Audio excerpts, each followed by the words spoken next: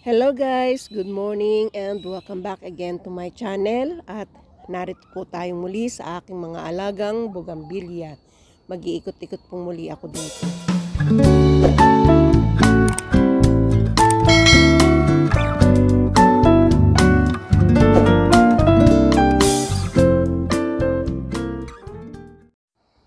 At hayan nga po, yung mga bougainvillea ko po ngayon ay naglalabas na po ng mga magagandang bulaklak. Iba't ibang kulay po ang kanilang bulaklak na napakatingkad. Ang ganda-ganda nilang tignan.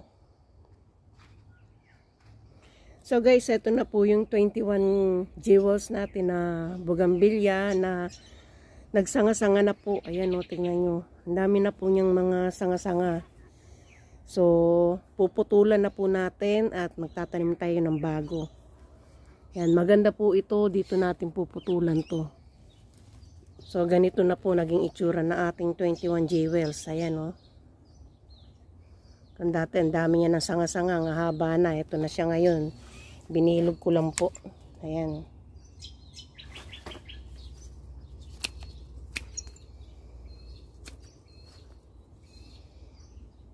Ayan na. Pumangit na siya. Pero okay lang po at yan na may gaganda uli. At itatanim po natin itong mga nakuha natin. Ayan o.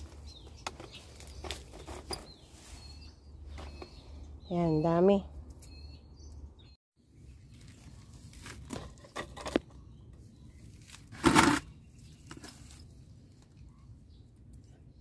Ayan, tatanim po natin to. Alisan ko lang po ng balat para malagyan po natin siya ng rooting powder. Gumagamit po ako ng rooting powder, why not, diba? Para alam ko naman pong tutubo po yung bougainvillea kahit wala pong rooting powder, pero mas maganda na yung lagyan natin ng rooting powder. Ito po yung ating rooting powder. Ayan o.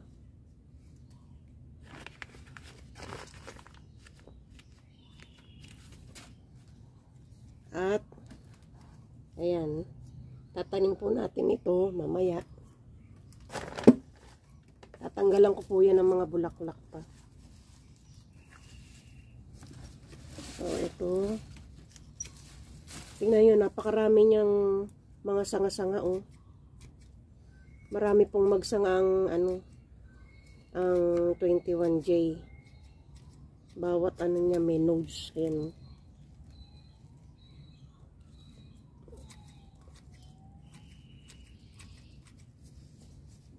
So dito natin ito.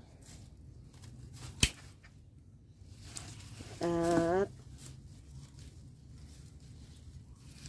ito. Ayan.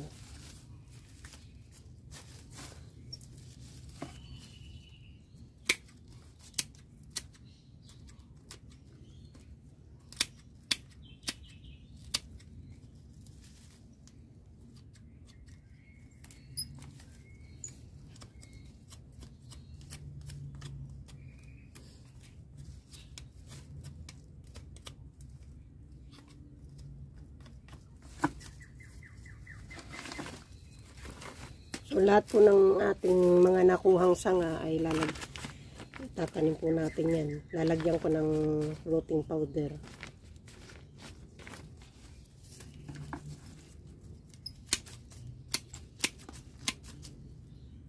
Ayan. Ayan na po siya.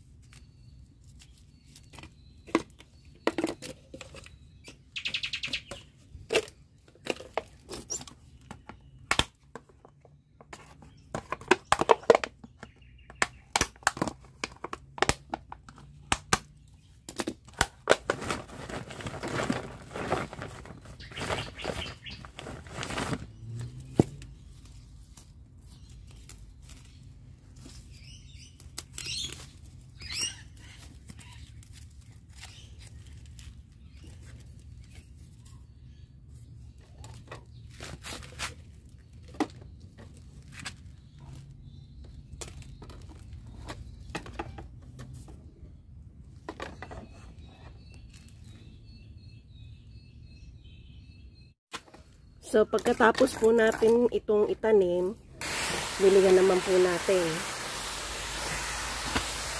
Basain natin yung lupa niya.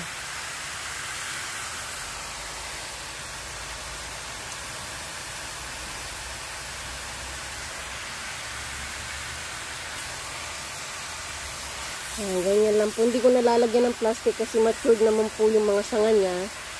Ayan, tingnan natin kung mabuhay dyan. Kasi ganyan lang po ako kung magtanim. Nabubuhay naman po. Pero syempre, hindi naman po minsan lahat nabubuhay.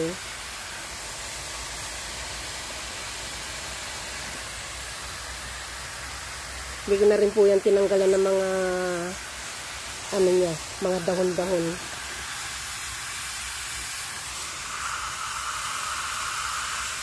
Basain natin hanggang dun sa ibaba ng pot. Ayan.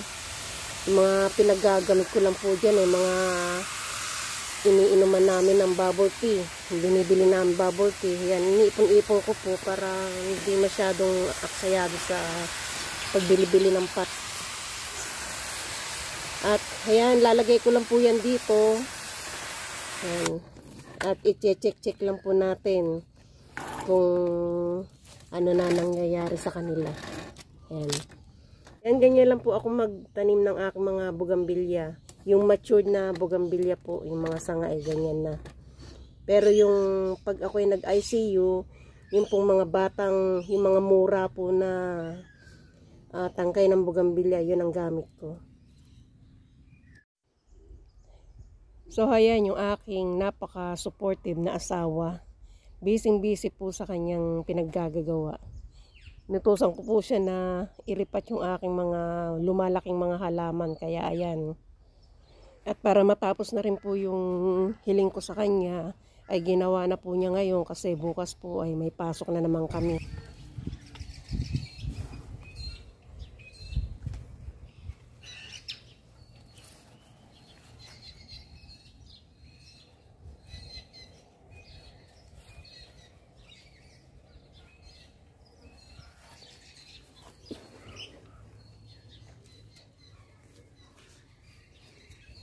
Huwag mo na masyadong punuin. Yan lang. Kasi ano, para yung tubig hindi aapaw. Kalalagay. So ayan, natapos na po nung asawa ko yung mga pinagagawa ko sa kanya. Ngayon po ay mag-iikot-ikot na po tayo ngayon sa aking mga halaman. At isa nga po ito sa aking mga pinalalaking mga bugambilya dito sa aking backyard. Nasa backyard po tayo ngayon. At gusto ko po rin itong maihilera doon sa ating mga nagagandahang bugambilya sa front yard po. Ayan. Kapag ka medyo gumanda-ganda na po yung kanyang mga sanga-sanga, pamumulaklak, ayan. Lagay na po natin doon. At ito naman po yung ating isang bugambilya na napakaganda po ng pagkaka-golden yellow niya. Ayan, ang pangalan po niya ay Sigi. At ayan nga po, nakabuhay na rin ako ng mga kinukuha-kuha kong tangkay sa kanya. Ayan, ipapakita ko po sa inyo. At ito nga po, nakabuhay tayo. Ayan, tingnan nyo oh. Ayan, yan lang yung tangkay na kinuha ko sa kanya. So, ayan po, mga propagation ko lang po yan na kinukuha-kuha ko dun sa mga alaga nating bugambilya. Ayan oh. Nakakapagparami tayo. Ayan. At meron pa dun oh. Ito, ang ganda oh. Dami niyang bulaklak.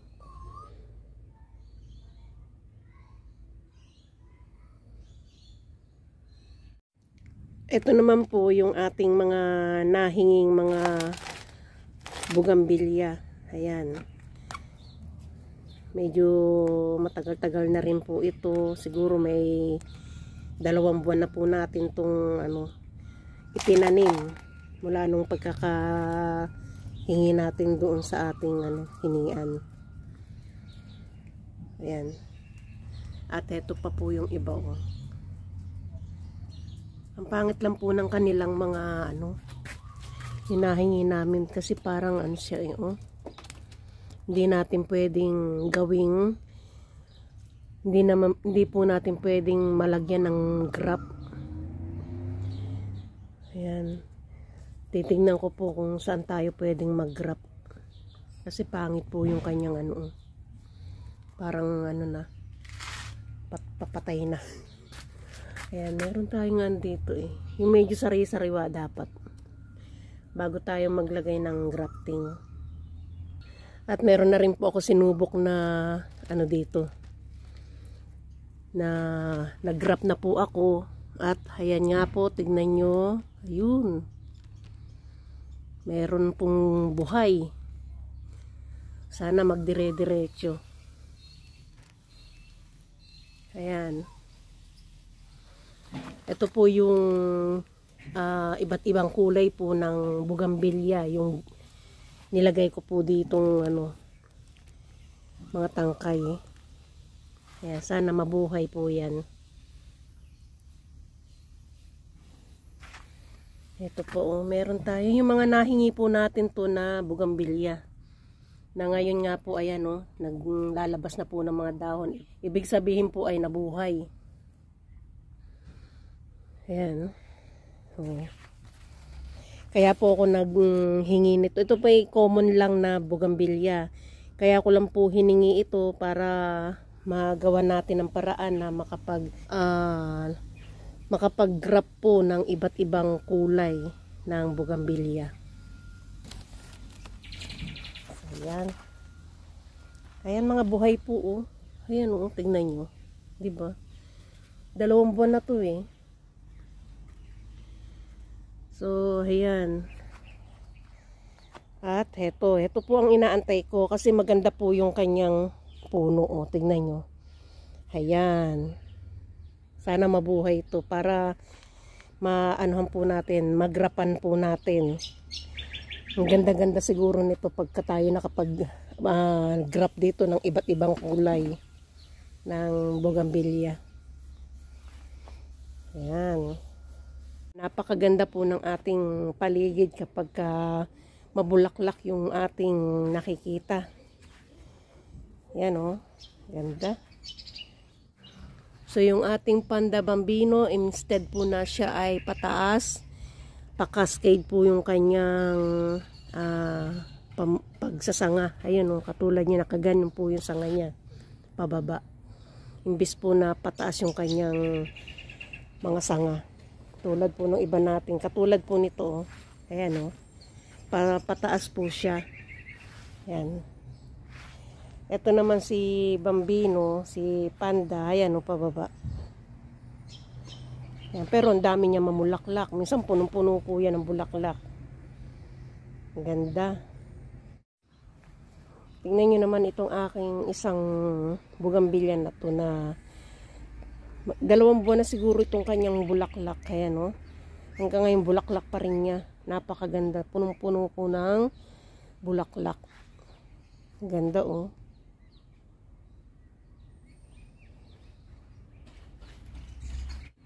So, eto, ipapakita ko naman sa inyo itong aking bugambilya. Ito po ay inalagaan ko mula maliit at ngayon nga po ay napalaki ko na ng gusto.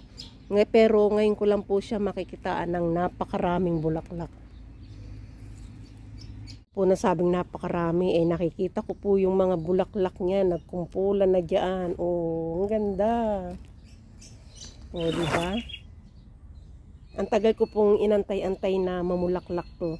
Ilang taong ko na pong alaga, ngayon ko lang po makikitang magbubulaklak yan. Kasi, alam niyo po ba yan, nandun lang sa sulok. Hindi siya natatamaan ng sikat ng araw. Yung pulsa niyo makakuha siya talaga ng direktang araw. Kaya pala, ang mga bugambilya po talaga kailangan po nasa direktang araw yan. Hindi po niya kailangang maisulok at hindi po mamumulaklak talaga. Katulad po nito. Ayan, napakaganda pong mamulaklak nito, pero ayaw nilang mamulaklak. Tingnan nyo ngayon. Oh. Nung nakaraan, nandun po yan sa may bandang maaraw. Palibasa nga po, wala na akong space na mapaglagyan sa kanila. yung napaglagyan ko sa kanila, ayan o, nasisilungan sila ng ng mga puno. Ayan, kaya ayaw mamulaklak. Ayun, tignan nyo yun nandun sa sulok. Hindi na mamulaklak. Kaya ngayon, maghahanap ako ng lugar nila na matatamaan sila ng sikat ng araw. Mahalaga po yan sa mga halaman nating bugambilya. Yung pulsan. So, ayan. Siguro mga 1 linggo pa. Ayan. Makikita ko na yung mga bulaklak niya. Tingnan nyo, ang ganda oh. Diba? So, ayan, maraming salamat po sa inyong panonood at sana nagustuhan niyo po itong ginawa kong video at see you next time. Bye!